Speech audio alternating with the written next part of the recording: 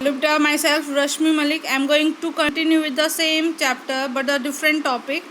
तो इससे पहले हमने डिस्कस किया था adeno hypophysis, neuro hypophysis, pituitary gland के हमने पार्ट्स पढ़े थे। फिर मैंने आपको बताया था that there are 3 lobes of pituitary gland. तो पिट्यूटरी ग्लैंड के मेनली ओवरऑल कंक्लूजन अगर हम निकालें तो 3 लोब्स इसमें हम इंक्लूड करते हैं, anterior lobe, middle lobe and posterior lobe. तो ये हमने लास्ट लेक्चर में थोड़ा डिस्कस किया था। सो फर्दर अब एक ये डायग्राम है, मैं कल बोल रही थी, आपने जो इससे पहले जो टॉपिक मैंने आपको कराया था उसमें मैंने बोला था कि डायग्रामेटिकली मैं आपको बताऊंगी इसमें। तो ये जो डायग्राम है it describe the connection between the hypothalamus and the pituitary gland. ठीक है, तो हाइपोथैलेमस और पिट्यूटरी ग्लैंड के बीच में कनेक्शन शो करता है। अभी हम देख रहे हैं जो अपर पार्ट है that is the hypothalamus and this lower portion that is the pituitary gland. और हमने पढ़ा भी था that stalk between the hypothalamus and the pituitary gland that is called as infundibulum, उसको हम इनफंडिबुलम बोलते हैं।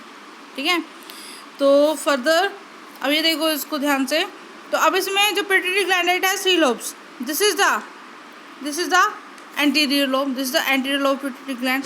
ये देखो बिल्कुल ही स्मॉल पोर्शन है किसका है, इंटरमीडिएट लोब का। उसके बाद नेक्स्ट है इसमें neuro hypophysis that is the posterior pituitary gland. तो ये 3 लोब्स है पिट्यूटरी ग्लैंड के, anterior lobe, intermediate lobe and posterior lobe. ठीक है, so this is the posterior lobe, ये पोस्टीरियर लोब है। अब इसमें देखो न्यूरो सिक्रेटरी सेल्स है हाइपोथैलेमस की, ये मैसेज कन्वे कर रही है पिट्यूटरी ग्लैंड को। ठीक है, मैसेज कन्वे कर रही है पिट्यूटरी ग्लैंड को। एंटीरियर लोब से मैसेज कहाँ आ रहा है, फ्रॉम द ब्लड, हाइपोफैसियल वेन्स बोला था हमने। ठीक है, हाइपोफैसियल आर्टरीज और वेन्स के थ्रू जो ब्लड है वो सर्कुलेट होता है इनटू पिट्यूटरी ग्लैंड। ठीक है, और एंटीरियर पिट्यूटरी। तो यहाँ तक इसी के थ्रू जो हार्मोन्स है वो एंटर करेंगे पिट्यूटरी ग्लैंड में और उसको स्टिमुलेट करेंगे। सो फर्दर अभी देखो जो न्यूरो सिक्रेटरी सेल्स है हाइपोथैलेमस की, स्टिमुलाई गोज कर रही है पिट्यूटरी ग्लैंड्स को। अब कल मैंने एक बात बोली थी आपको, एक वर्ड यूज़ किया था पिट्यूसाइट्स। पिट्यूसाइट्स देखो इसमें मैंने क्या बोला था that neuro secretory cells in hypothalamus they sends a nerve impulse और neuron to the posterior part of this posterior part of pituitary gland। तो पिट्यूटरी ग्लैंड का जो पोस्टीरियर पार्ट है वहाँ तक ये अपने न्यूरॉन सेंड करते हैं, उसका एक्सॉन टर्मिनल वहाँ पे एम्बेडेड होता है, कहाँ पे, न्यूरोग्लियल सेल्स में। तो वहाँ पे कौन सी सेल्स प्रेजेंट होंगी, पिट्यूसाइट्स। तो पिट्यूसाइट्स इज अ न्यूरोग्लियल सेल्स, ठीक है, जहाँ पे एक्सॉन टर्मिनल्स एम्बेडेड होंगे। ठीक है, तो ये लोब्स है इसमें, ये इसका डायग्राम है। तो इससे पहले जो मैंने आपको पोर्शन लिखवाया भी है और पढ़ाया भी है, तो उसको देख के अगर आप इस डायग्राम को एक बार देखोगे पढ़ते हुए तो आपको ये सारा पोर्शन बहुत ही अच्छे से समझ में आ जाएगा, कोई डाउट रहेगा ही नहीं। So this one is the most important topic also. So now I am continue with the next topic. अब हम लोब्स के पार्ट्स पढ़ेंगे, कौन कौन से हार्मोन सिक्रेट होते हैं इन लोब से। सबसे पहला लोब आता है यहाँ पे anterior lobe. So this is the anterior lobe of pituitary gland. हमने पढ़ा भी था कितना परसेंट कंट्रीब्यूट करता है ये, 75%। Okay, so what is the function of this anterior lobe, because it secretes some hormones और some not some, it secretes many hormones, बहुत सारे hormones anterior lobe pituitary gland का सिक्रेट करता है। सबसे पहला तो देखो इसमें ग्रोथ हार्मोन हमने मेंशन किया है, सबसे पहले हम यहाँ पे मेंशन कर रहे हैं ग्रोथ हार्मोन।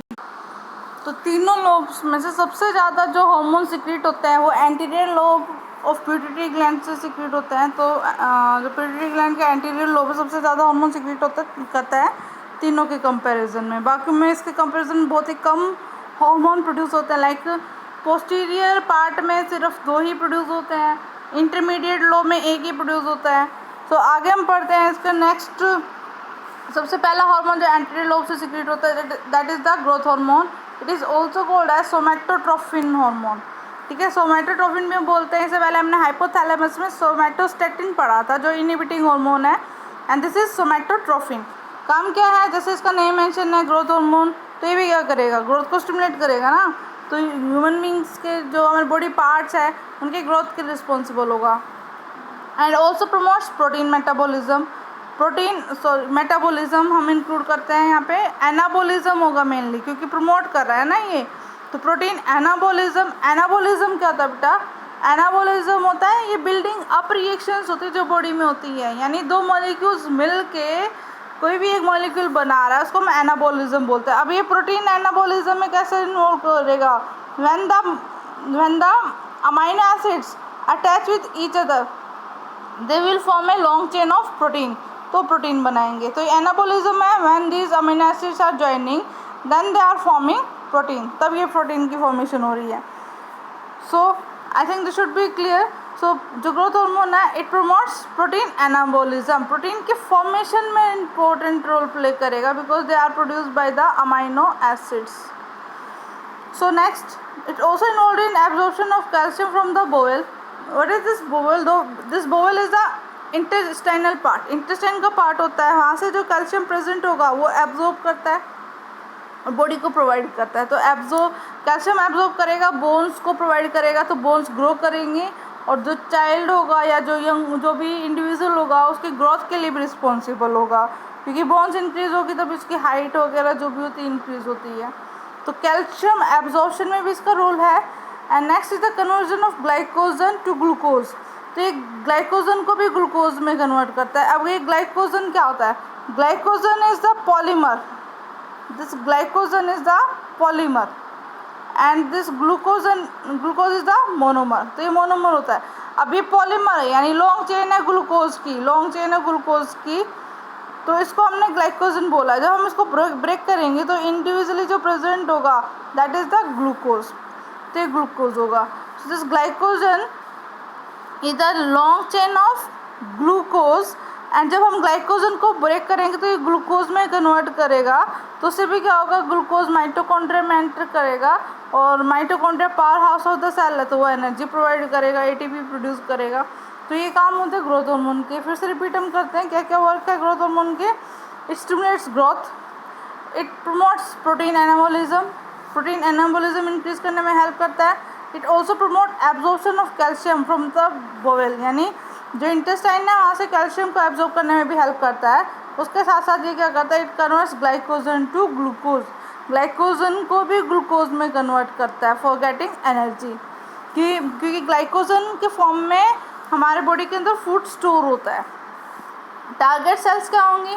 टारगेट सेल्स होगी बॉडी के अंदर जहाँ पे भी जो सेल्स है उनके अंदर ग्रोथ अगर हो रही है तो वहाँ पे ग्रोथ हार्मोन एक्ट करेगा, ठीक है। तो जितने भी बॉडी के सेल्स हैं which are undergoing any growth, किसी कोई भी ग्रोथ हो रही है तो वहाँ पे ग्रोथ हार्मोन रिस्पॉन्सिबल होगा। नेक्स्ट हार्मोन यहाँ पे आता है that is a thyroid stimulating hormone, thyroid stimulating hormone और TSH, इसको थायरोट्रोफिन भी हम बोलते हैं। इसका काम क्या होता है? थायराइड हार्मोन का एक्चुअल में काम क्या होता है? It controls the BMR, basal metabolic rate, यानी जो भी प्रोटीन है, कार्बोहाइड्रेट है, फैट है, उसके डाइजेशन और उसके मेटाबॉलिज्म के लिए रिस्पॉन्सिबल होता है कि वो बॉडी के अंदर फॉर्म्ड हो या ब्रेक हो, ठीक है, तो उनके लिए रिस्पॉन्सिबल होगा। और ये सीक्रेट होता है थायराइड ग्लैंड से। तो जब ये थायराइड ग्लैंड को स्टिमुलेट करेंगे तो जो ये BMR है, बेसल मेटाबॉलिक रेट है, जो प्रोटीन, फैट और कार्बोहाइड्रेट का जो मेटाबॉलिक रिएक्शंस बॉडी के अंदर होती है उसके अंदर भी चेंजेस आएंगे। तो इससे क्या होता है कि थायराइड ग्लैंड जो हार्मोन सिक्रेट करेगा वो कम या ज़्यादा अमाउंट में सिक्रेट करना शुरू कर देता है। तो ऐसे ही जो नेक्स्ट पॉइंट इसमें डिस्क्राइब कर रहा है कि नेक्स्ट पॉइंट में क्या है? It influences the Uptake of iodine. Iodine हम खाते हैं तो वो बॉडी के अंदर एब्जॉर्ब नहीं होने देता, ठीक है, तो आयोडीन के अपटेक को इन्फ्लुएंस करता है, उसको अफेक्ट करता है, क्योंकि ये आयोडीन ही रिस्पॉन्सिबल होता है इस थायराइड के हार्मोन्स के लिए। थायराइड हार्मोन से कौन कौन से हार्मोन सिक्रेट होता है? This one thyroxine, it secretes 2 hormone, one is thyroxine and triiodothyronine, ठीक है। तो ये हार्मोन सिक्रेट होता है थायराइड ग्लैंड से। तो ये थायराइड ग्लैंड आयोडीन से बनते हैं। तो आयोडीन का अगर अपटेक इफेक्ट होगा, यानी आयोडीन बॉडी के अंदर एंटर नहीं कर पा रहा है, तो उससे क्या होगा? ये हार्मोन कम प्रोड्यूस होंगे और जो थायराइड का फंक्शन है वो कम हो जाएगा। थायराइड ग्लैंड उतना प्रॉपरली वर्क नहीं करेगा। तो आयोडीन का जो अपटेक है उसको भी इन्फ्लुएंस कर रहा है। नेक्स्ट क्या होगा? It it influences the release of stored hormones into the blood, ठीक है। और जो हार्मोन्स थायराइड ग्लैंड ने बनाए हैं और उसमें स्टोर है, तो उसको भी ब्लड के अंदर एंटर करने में प्रॉब्लम होगी, ठीक है। तो उसको पोर नहीं होने देगा ब्लड को, हार्मोन्स को ब्लड के अंदर, तो ये सारा काम होगा, वो ट्रांसपोर्ट नहीं कर पाएगा। तो सबसे अब इसमें क्या पढ़ा हमने, 3 पॉइंट्स में पढ़े हमने कि जो BMR जो थायराइड ग्लैंड से कंट्रोल होता है बॉडी का, उसके ऊपर इफेक्ट आएगा, ठीक है। आयोडीन के अपटेक को इन्फ्लुएंस करेंगे, उसको इफेक्ट करेंगे, जिसकी वजह से जो हार्मोन जो आयोडीन से बनते हैं वो भी इफेक्टेड हो जाएंगे, थायरोक्सिन एंड ट्राइआयोडोथायरोनिन। और नेक्स्ट क्या बताया मैंने, इसमें जो स्टोर्ड हार्मोन है, जो थायराइड ग्लैंड में हार्मोन जो स्टोर्ड होते हैं, तो उसको ब्लड में रिलीज होना होता है पूरी बॉडी में ट्रांसपोर्ट करने के लिए। तो वहाँ पे भी जो TSH है वो स्टिमुलेट करेगा, क्योंकि इन जितने भी स्टिमुलेटिंग हार्मोन है, जैसे है कि हाइपोथैलेमस पिट्यूटरी ग्लैंड को स्टिमुलेट करता है।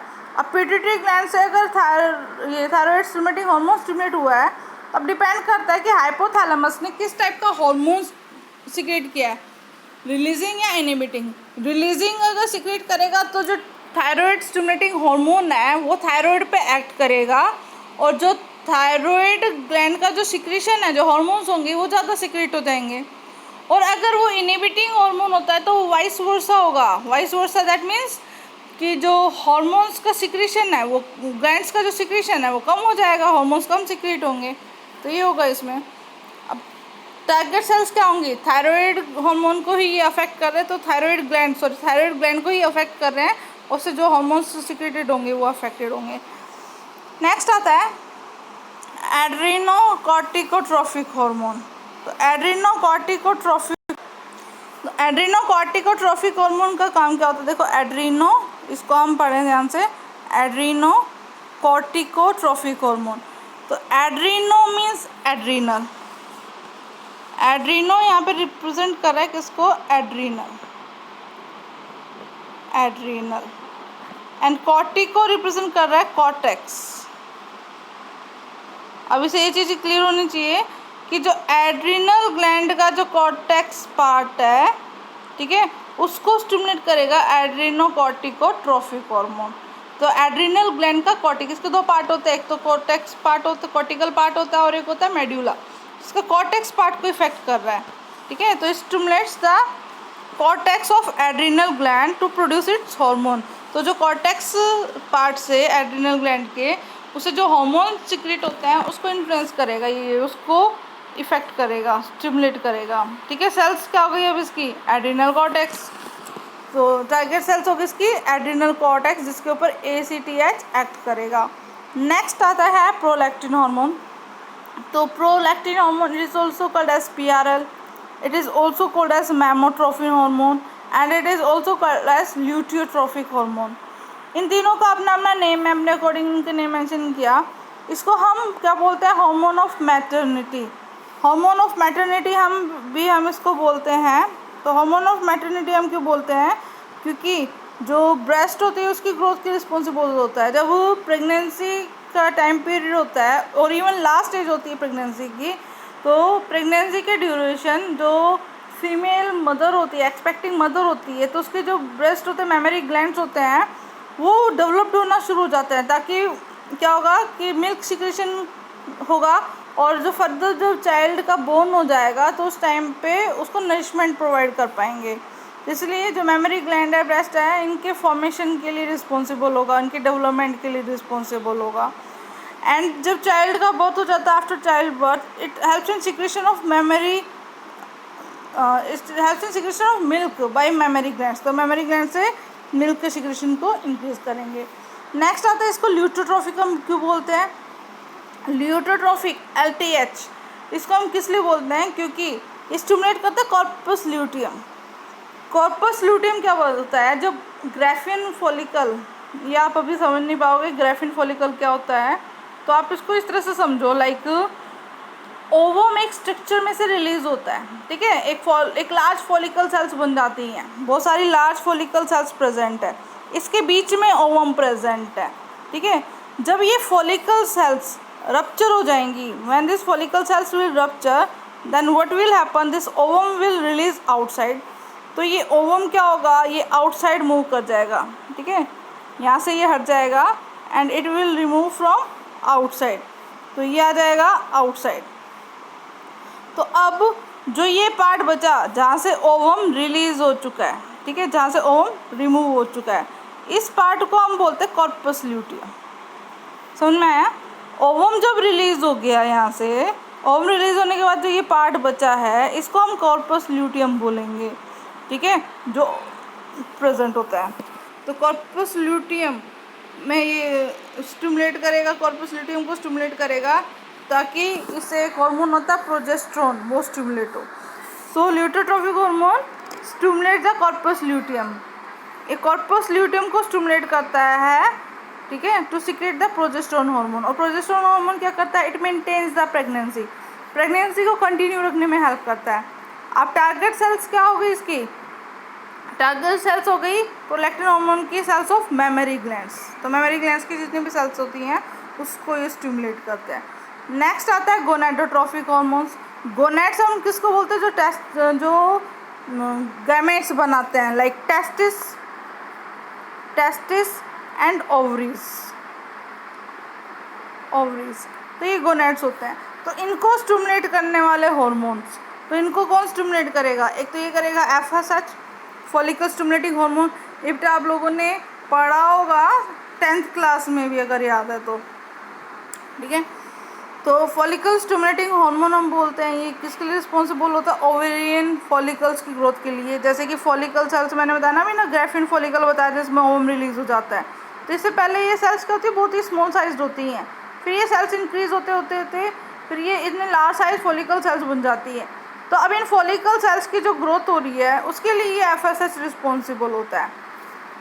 नेक्स्ट, और दूसरा फंक्शन क्या हो गया कि जो फॉलिकल सेल्स की ग्रोथ के लिए रिस्पॉन्सिबल है, और जब फॉलिकल सेल्स डिवाइड होती है तो उससे एस्ट्रोजन हार्मोन भी फॉर्म्ड होता है, ठीक है, एस्ट्रोजन हार्मोन की भी फॉर्मेशन होती है। लेकिन FSH का ये तो काम था फीमेल्स के अंदर। मेल्स के अंदर what they will do, they will help in spermatogenesis और formation of sperms in males. तो मेल्स के अंदर स्पर्म फॉर्मेशन में ये हेल्प करेंगे। So next is the luteinizing hormone LH. So this luteinizing hormone also works in both as well as male and as well as in females. So in females, what is its function? In females, it stimulates the corpus luteum. अभी से पहले हमने discuss किया था, जब ovum release हो जाता है ग्राफिन फॉलिकल में से, उसमें जो बचता है वो कॉर्पस ल्यूटियम होता है। तो LH हार्मोन क्या करता है कि जब ओव्यूलेशन को रिलीज होने के लिए LH हार्मोन की रिक्वायरमेंट होती है, तो जब ओवम रिलीज होगा तभी कॉर्पस ल्यूटियम फॉर्म्ड होगा।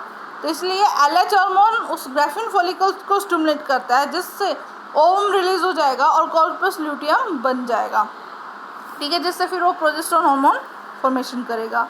इन मेल्स के अंदर क्या फंक्शन होगा अब इसका, मेल्स के अंदर लेडिक सेल्स होती है। लेडिक सेल्स क्या होती है, ये सेमनीफेरस ट्यूब्यूल होता है, सेमनीफेरस ट्यूब्यूल एक ट्यूबलाइक स्ट्रक्चर होता है, इसमें बहुत सारी सेल्स इस तरह से प्रेजेंट होती है। अंदर तो स्पर्म्स बनते हैं, इनके अंदर स्पर्म बनती है, ट्रांसफर सेक्शन है, और यहाँ पे जो स्पेस होता है यहाँ पे कुछ सेल्स प्रेजेंट होती हैं, इन सेल्स को हम लेडिक सेल बोलते हैं, सेमनीफेरस ट्यूब्यूल प्रेजेंट है टेस्टिस के अंदर सेमनीफेरस ट्यूब्यूल प्रेजेंट है, एंड सेमनीफेरस ट्यूब्यूल के अंदर जहाँ पे गैमेट बन रहा है उसके आउटसाइड लेडिक सेल्स प्रेजेंट है। और इन लेडिक सेल्स का काम क्या होगा, दे सीक्रेट एंड्रोजन, ये हार्मोन सीक्रेट करेंगे एंड्रोजन, ठीक है। तो इसका दूसरा नेम भी है interstitial cell stimulating hormone, ICSH भी इसको बोलते हैं। तो एंड्रोजन मेल्स के अंदर सेकेंडरी कैरेक्टर्स के लिए रिस्पॉन्सिबल होगा, like beard formation, their voice, pitch. तो सेकेंडरी सेक्सुअल रिप्रोडक्टिव ऑर्गन्स होते हैं, उसके डेवलपमेंट के लिए रिस्पॉन्सिबल होगा। अब टारगेट सेल्स क्या होंगे, गोनेड्स होंगे। गोनेड्स मैंने बताया था क्या क्या होता है, टेस्टिस एंड ओवरीज। फिर नेक्स्ट इसमें आ जाता है, next is the hormone of intermediate lobe. अब सबसे ज़्यादा हार्मोन हमने डिस्कस किया था कि पिट्यूटरी ग्लैंड से सीक्रेट होता है, ठीक है, तो उससे सीक्रेट होता है। अब जो बाकी बच गए इसमें बहुत ही कम हार्मोन सीक्रेट होता है। अब जैसे बात करते हैं hormones of intermediate lobe, intermediate lobe से एक ही हार्मोन सीक्रेट होता है, that is the MSH, melanocyte stimulating hormone, और इसको मेलानोट्रोफिन भी हम बोलते हैं, ठीक है, it is melanocyte stimulating hormone also called as melanotrophin. तो अब इसका काम क्या होता है, जो मेलानोसाइट्स होती हैं they are responsible for stimulating the melanin pigment. Melanin pigment हमारे स्किन में प्रेजेंट होता है, उसको स्टिमुलेट करते हैं। ठीक है, मेलानिन MELANIN मेलानिन पिगमेंट इसको स्टिमुलेट करता है। तो ये मेलानोसाइट्स के काम हो जाते हैं। फर्दर क्या होगा, this hormone causes disposal of pigment granules in the pigment cells. तो जितने भी पिगमेंट सेल्स होंगे हमारी बॉडी के अंदर, यानी जो मेलानिन पिगमेंट सेल्स हैं, मेलानोसाइट्स हैं, तो वो उन पिगमेंट को डिस्पोज करेंगे। ठीक है, डिस्पोजल ऑफ पिगमेंट ग्रेन्यूल्स पूरी बॉडी में। तो इससे क्या होगा, जो ऑर्गेनिजम्स होंगे उनकी स्किन कैसे होगी, डार्क कलर हो जाएगी, जैसे कि फिशेज एंड एम्फीबियंस में होता है। ठीक है, और ये भी बोल जाता है it is associated with the growth. Main feature तो यही है एक्चुअल में, it is responsible for pigmentation of skin. ठीक है, तो फेयर कलर और जो डार्क कलर होता है वो इसी हार्मोन से स्टिमुलेट होता है। ये अदर करेक्टर्स में मेंशन किया हुआ है क्योंकि साइंटिस्ट ने बताया कि मेलानोसाइट्स का ये भी काम होता है कि ग्रोथ के लिए भी रिस्पॉन्सिबल है। ठीक है, और ये वाला तो हमने पढ़ा है, ये development of melanocyte in man and give colour to skin. तो जितने भी ह्यूमन बींग्स हैं उनके मेलानोसाइट्स, मेलानिन पिगमेंट सिक्रेटिंग जो सेल्स हैं, उनकी फॉर्मेशन के रिस्पॉन्सिबल होगा, उनको कलर प्रोवाइड करने में हेल्प करेगा। ठीक है, और ग्रोथ के लिए भी रिस्पॉन्सिबल होता है। So in the next lecture we will study about the posterior gland. अभी हमने इंटरमीडिएट लोग तक पढ़ा है, so prepare this lecture with notes. तो आप अपने नोट्स भी प्रिपेयर करें और लेक्चर को समझते हुए, तो वो इजीली आपके लिए इजी हो जाएगा। So in the next lecture I will continue with the posterior gland. So thank you.